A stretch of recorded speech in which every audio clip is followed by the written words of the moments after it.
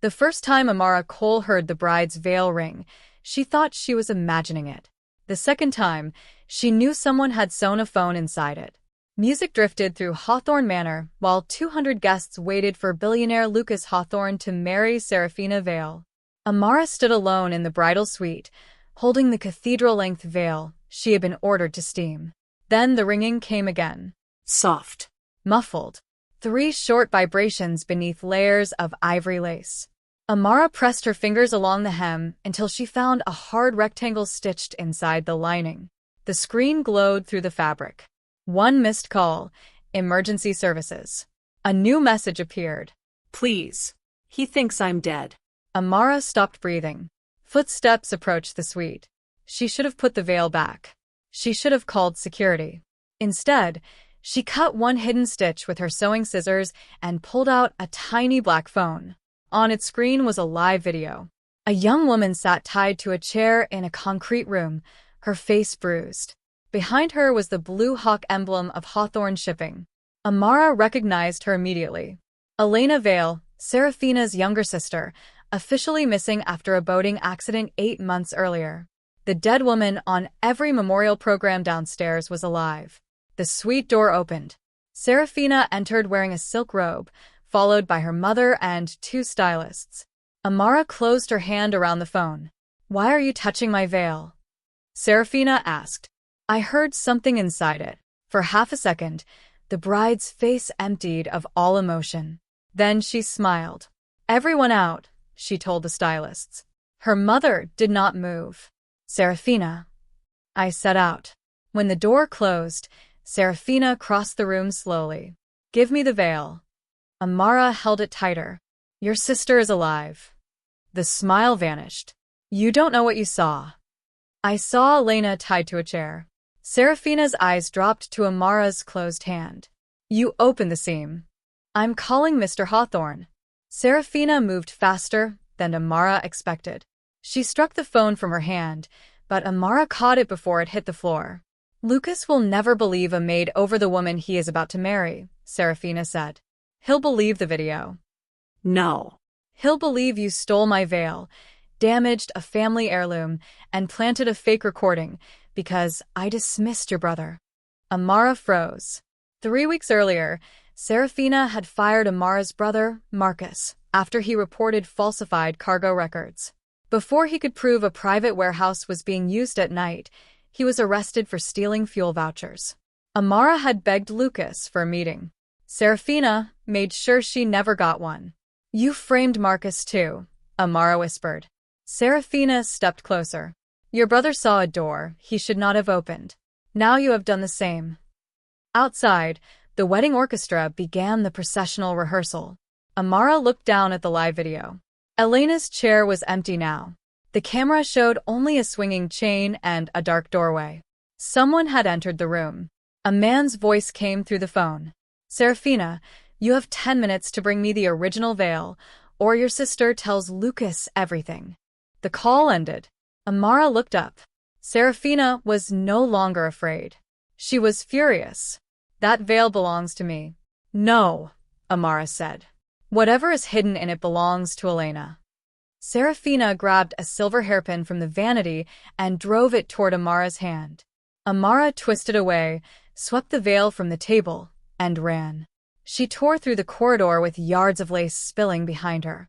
Guests turned as the black maid raced past the ballroom with the bride's veil. "Stop her," Serafina screamed. "She stole it."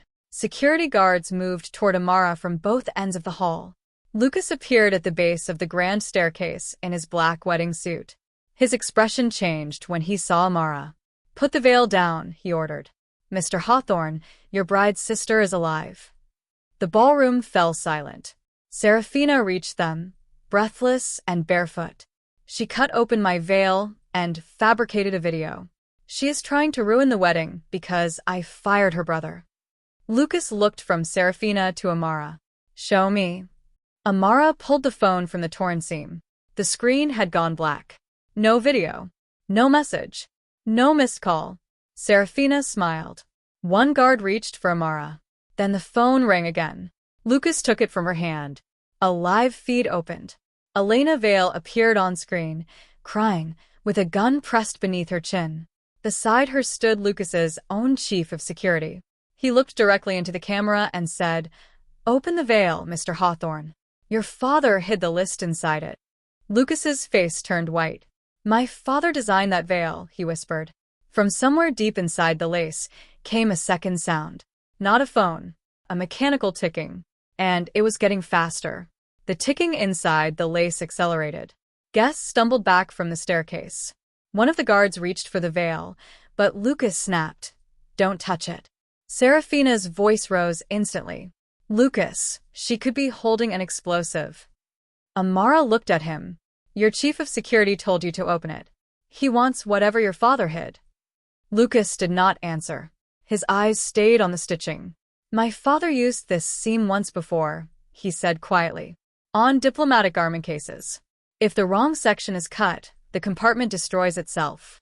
The room went still. Serafina's mother pressed a hand to her throat. "Lucas, call the police." "I'm going to," he said. "But first everyone leaves this ballroom. Now."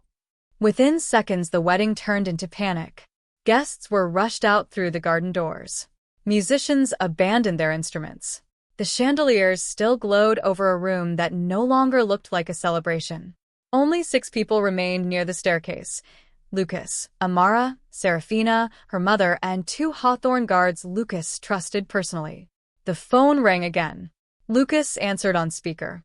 His chief of security, Owen Pike, smiled from the screen. Behind him Elena sat on the floor, wrists bound, her face wet with tears. "You have 3 minutes," Owen said. "There is a brass thread woven into the hem. Pull it, and the compartment opens." Lucas's jaw tightened. Why is Elena alive? Because dead women don't sign shipment authorizations. Amara saw Serafina flinch. Lucas saw it too. "What shipments?" he asked. Owen laughed. "Ask your bride what Marcus Cole found in Warehouse 9. Serafina stepped forward. "He's lying. He's trying to divide us." "Then why did you frame Marcus?" Amara shot back. "I protected Lucas from thieves." "No," said a voice from the screen. Elena lifted her head. She protected herself. Serafina went pale. "You should have stayed quiet." Elena stared straight at Lucas. "The accident never happened. I found out father's shipping routes were still being used after he died. Only now they weren't carrying relief supplies. They were moving blackmail files, cash, and people." Lucas froze. "My father would never." "He didn't know," Elena said. "He made a list before he died. Names, ports, shell companies, politicians. He hid it in the veil because Serafina was obsessed with wearing something worthy of the family. He knew if anything happened to him, the person grabbing power fastest would expose themselves trying to find it." Amara looked at Lucas. Grief and rage were fighting across his face. Serafina suddenly laughed, brittle and cold. "You always were dramatic, Elena." Then she moved. She snatched a ceremonial candle stand from the stair table and swung it at Amara. Lucas caught part of the blow, but the metal clipped Amara's shoulder and sent the veil sliding across the marble floor. The ticking sped up. One guard lunged for Serafina. She drove her heel into his knee and bolted toward the veil, but Amara hit the floor first and trapped the lace beneath her hands. "Hold her," Lucas shouted. His second guard seized Serafina's arms. She fought like someone with far more to lose than a wedding. Lucas dropped to one knee beside the veil. "Amara, listen carefully. There are 3 inner rows of pearls. Under the 3rd row there should be a single brass thread. If I pull the wrong one, whatever is inside burns." Amara steadied the lace with shaking fingers. "Then I'll hold it. You pull." Serafina screamed. "Don't." That one word told Lucas everything. He found the thread. On the screen, Owen's smile vanished. "Lucas, if you open that compartment, Elena dies." Elena suddenly twisted sideways and knocked the phone off the crate beside her. The image spun wildly, showing a rusted wall painted with the blue hawk emblem and one clear number. Bay 14. Then the feed cut. Amara whispered, "Marcus told me Warehouse 9 had old loading bays. Bay 14 is inside the east docks." Lucas pulled the brass thread. A narrow compartment opened along the veil's edge. No bomb. No paper. Inside was a silver key, a tiny memory card, and a handwritten strip of linen in Lucas's father's script. If Serafina is present, trust the maid. Lucas stared at the message, as if the floor had disappeared beneath him. Amara looked up at Serafina. Your wedding is over. But Serafina stopped struggling. Instead, she smiled toward the ballroom doors. Lucas turned just as the fire alarms began screaming. Smoke rolled in from the west corridor. One of the trusted guards coughed and staggered. Gas. A loud metallic crash echoed through the mansion. The front security gates had just been rammed open, and from outside, over the alarm, came the sound of trucks heading straight for the house. The first truck smashed through the fountain. A second followed, scattering stone across the driveway as masked men poured from the cargo beds. Lucas grabbed the memory card and silver key. East Passage. Now. Smoke thickened across the ballroom. Amara pulled her apron over her mouth while the trusted guard dragged Serafina toward the servants' corridor. Serafina laughed through the alarms. You think Bay 14 is where Elena is? Lucas stopped. You sent them here, he said. I invited them to recover what belongs to us. One masked man appeared through the smoke. Lucas struck him with a candle stand and shoved Amara behind the staircase. More boots thundered through the foyer. The west wing doors burst open. Amara knew the mansion's hidden routes better than any attacker. She led Lucas through a linen closet, opened a maintenance hatch, and pushed everyone into a narrow stone tunnel beneath the walls. Serafina's mother collapsed against the passage. I cannot breathe. Serafina looked back without concern. Amara supported the older woman herself. Lucas noticed. Even after being attacked, Amara was protecting the mother of the woman who had framed her brother. At the tunnel's end, they entered Lucas's father's abandoned map room. No cameras. No outside windows. A steel cabinet occupied the far wall. Lucas inserted the silver key. Inside sat an old computer terminal and a card reader. The memory card opened one encrypted file. A map of Hawthorne shipping appeared, marked with 12 red locations. Warehouse 9 was not one of them. Bay 14 belonged to a refrigerated cargo ship leaving the harbor in 40 minutes. They're moving Elena, Amara said. Lucas opened another file. Photographs filled the screen. Politicians receiving cash, judges meeting smugglers, Serafina standing beside Owen Pike, and Marcus being dragged from Warehouse 9. He's alive, Amara whispered. The image was dated 2 days after Marcus's arrest. Her brother had never reached the county jail. The man imprisoned under his name was someone else. Serafina smiled from behind the guard holding her. Now you understand why your maid mattered. Marcus copied the shipping schedule. We needed him to tell us where he sent it. Amara turned on her. Where is he? With Elena. For now. A new video file began automatically. Lucas's father appeared on screen, thinner than Lucas remembered, speaking from the same map room. If you are watching this, someone inside our family has already betrayed us. Lucas stepped closer.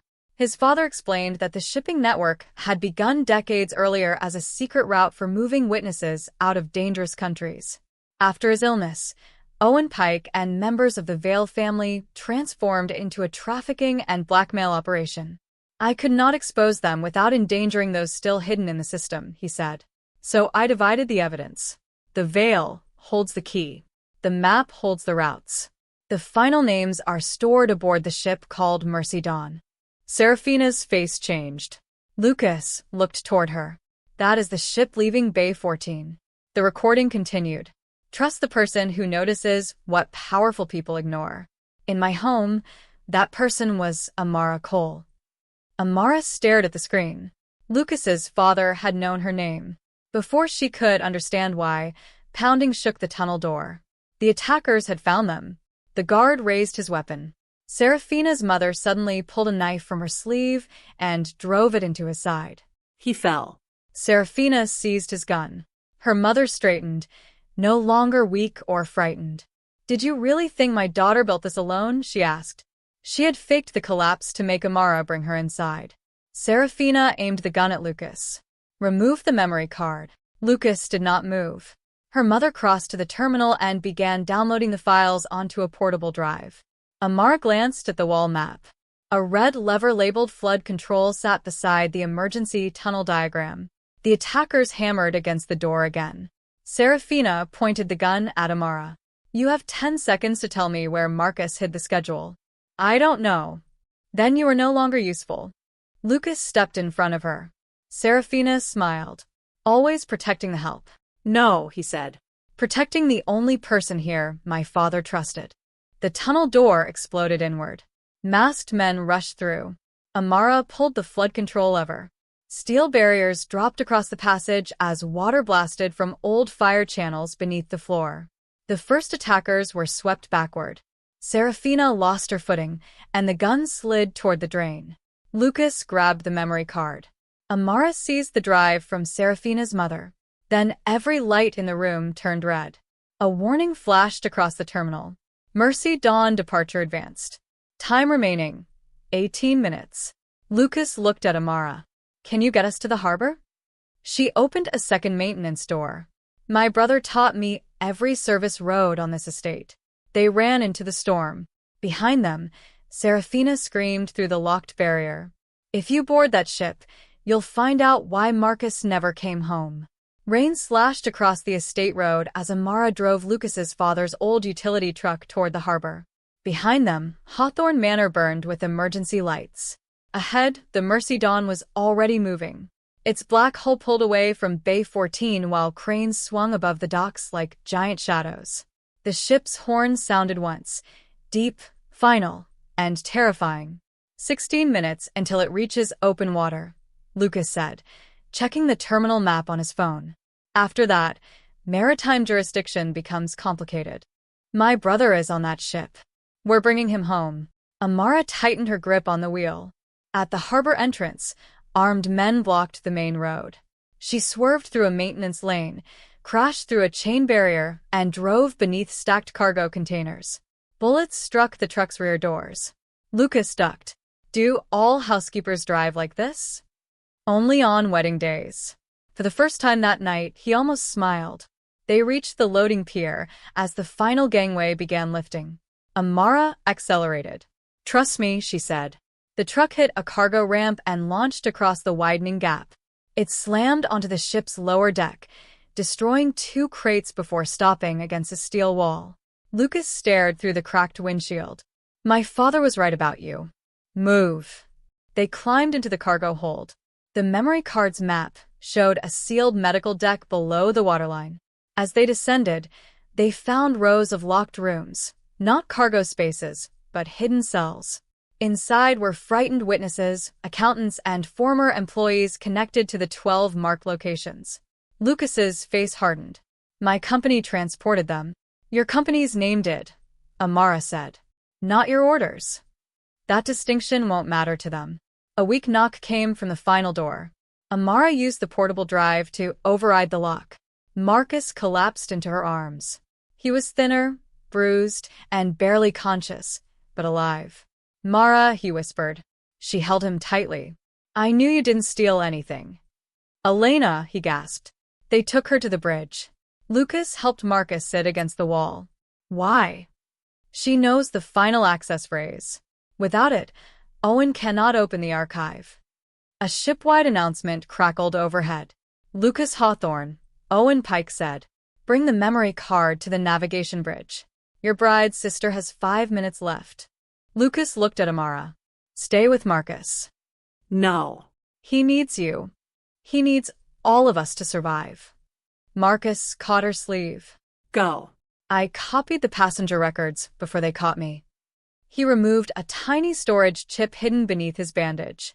Every missing person, every payment, every buyer. Amara gave it to Lucas. The evidence was finally complete. They released the prisoners and directed them toward emergency boats. Then Amara and Lucas climbed toward the bridge. 2 armed guards waited on the upper deck. Lucas distracted them by triggering a fuel alarm from the memory card. Amara slipped through a ventilation corridor and unlocked the bridge door from inside. Owen stood at the control console. Elena was tied near the windows with a cable around her neck connected to a mechanical winch. One movement from Owen could tighten it. Serafina and her mother stood beside him.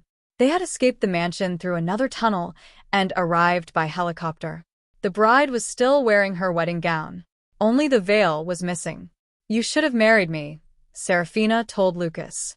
"You could have kept your name, your fortune, and your ignorance." Lucas held up the memory card. "Release Elena." Owen gestured toward the console. "The card first." Amara studied the bridge controls. The ship was not heading toward international waters. It was heading directly toward a naval exclusion zone. Owen planned to trigger interception, destroy the ship, and make everyone aboard look like criminals fleeing the country. "You're sinking the evidence with the witnesses," Amara said. Serafina smiled. "Accidents protect powerful families." Lucas tossed the memory card onto the floor between them. Owen stepped away from the winch. That was enough. Elena stamped on his foot and threw herself sideways. Amara grabbed the cable before it tightened. Lucas tackled Owen into the navigation table. Serafina's mother drew a pistol. Marcus's voice suddenly came through the bridge radio. "Harbor police have the passenger files. They know everyone aboard." Her hand shook. Serafina snatched the weapon from her mother and aimed at Amara. "You took my veil, my wedding, and my future." Amara kept one hand on Elena's cable. "I took nothing that belonged to you." Serafina fired. Lucas moved in front of Amara. The bullet struck him high in the chest. He fell against the controls. "Lucas!" The unmanned ship turned sharply. A warning siren screamed. "Collision course. Offshore fuel terminal." Owen escaped Lucas's grip and locked the steering system. 4 minutes to impact, he said, backing toward the helicopter platform. "You can chase us or save the harbor." Serafina grabbed the memory card. She, her mother, and Owen fled onto the upper deck, where a helicopter waited with its rotors spinning. Amara pressed her hands against Lucas's wound. Blood spread through his white shirt. Elena stared at the locked controls. "I know the archive phrase," she said, "but not the emergency override." Lucas forced his eyes open. "The override," he whispered, "is inside the veil." Amara looked toward the helicopter. The veil was still at Hawthorne Manor. Then she remembered the silver thread wrapped around her wrist. When she had opened the hidden compartment, a strip of Lucas's father's handwriting had remained attached to it. She unfolded the tiny cloth. On the reverse side were 6 numbers. The ship was less than 3 minutes from destroying the fuel terminal. 197426, Amara read from the hidden strip. Elena entered the numbers into the emergency console. Access denied. The fuel terminal filled the bridge windows. 2 minutes remained. Lucas pressed one blood-covered hand against his chest. "My father never used numbers alone." Amara looked again at the cloth. Along its edge, 6 tiny pearls were stitched in alternating sizes. Not one code, she realized. 2. She read the large pearls first, then the small ones. 746. 192. Elena entered the sequence. Emergency command accepted. The steering lock released. Amara seized the wheel and turned with both hands. The Mercy Dawn groaned as its massive hull fought the current. Warning sirens screamed. The terminal lights rushed closer. "More!" Elena shouted. Amara pulled harder. The ship missed the fuel platform by less than 30 feet. Its side struck an empty maintenance pier, crushing steel but avoiding the storage tanks. The impact threw everyone across the bridge. Lucas lost consciousness. Amara crawled to him while Elena called the Coast Guard through the restored radio. "Stay with me," Amara pleaded. Lucas's eyes opened faintly. "Did we stop it?" "We stopped it." Above them, the helicopter lifted from the ship. Serafina sat beside Owen with the memory card in her hand. Her mother was still climbing aboard when the collision tilted the deck. She lost her grip. Owen did not reach for her. Serafina did not even look back. Her mother fell onto the landing platform as officers from an approaching patrol boat surrounded the ship. The helicopter turned toward the coast. For a few seconds, it appeared they would escape. Then Marcus's copied passenger records activated the tracker hidden inside the memory card. Harbor police followed the signal in real time. Serafina discovered it too late. She threw the card from the helicopter, but the aircraft had already crossed into controlled naval airspace. 2 patrol helicopters forced it down on a remote section of beach. Owen was arrested beside the controls. Serafina was taken into custody still wearing her wedding dress. The same gown she had planned to wear while inheriting Lucas's empire became the image shown across every news station as officers led her away. Lucas survived. The bullet had missed his heart but damaged a lung. He remained in surgery for 4 hours while Amara sat beside Marcus and Elena in the hospital corridor. When the surgeon finally said Lucas would recover, Amara closed her eyes and cried for the first time that day. The investigation lasted months. The memory card recovered from the beach was damaged, but Marcus's hidden chip contained the full passenger list. Lucas's father's files identified every company, official, and buyer connected to the criminal shipping network. Owen Pike had turned Hawthorne Shipping's secret witness routes into a system for trafficking people and selling information. Serafina and her mother had managed the financial side. Elena had discovered the operation while reviewing charity shipments. When she threatened to expose it, they staged her boating death and forced her to authorize cargo movements under another identity. Marcus had found Elena alive inside Warehouse 9. That was why he had been framed. All charges against him were dismissed. Serafina, Owen, and her mother were convicted of kidnapping, trafficking, conspiracy, attempted murder, and financial crimes. Their assets were seized to compensate the people held aboard the Mercy Dawn. Hawthorne Shipping was placed under independent investigation. Lucas did not protect the family name. He released everything. At the first public hearing, he sat beside Elena, Marcus, and Amara rather than behind his lawyers. "My father created secret routes to save people," he said. "Others used his silence to harm them. From this day forward, no Hawthorne company will operate without public oversight." Elena became director of a new witness protection foundation. Marcus was appointed safety investigator after completing independent training. Amara was offered control of household operations at triple her former salary. She declined. "I don't want a reward for doing what was right." Lucas nodded. "Then tell me what you do want." "A position where noticing problems is part of the job." Amara became Hawthorne Shipping's first director of internal accountability, with authority to investigate every executive, including Lucas. The original veil was badly damaged during the attack on the mansion.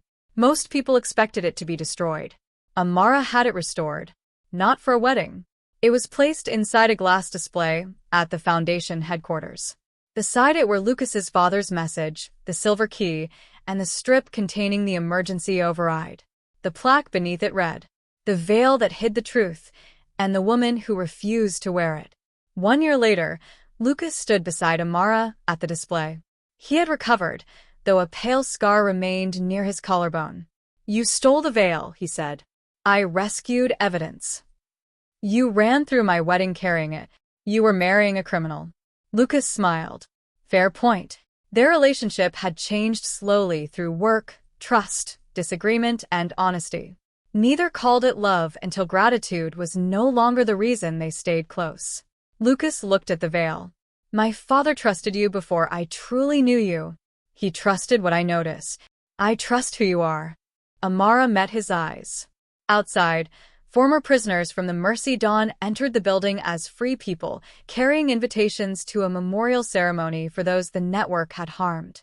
Serafina had wanted the veil because she believed it held power. She never understood that power was not hidden in lace.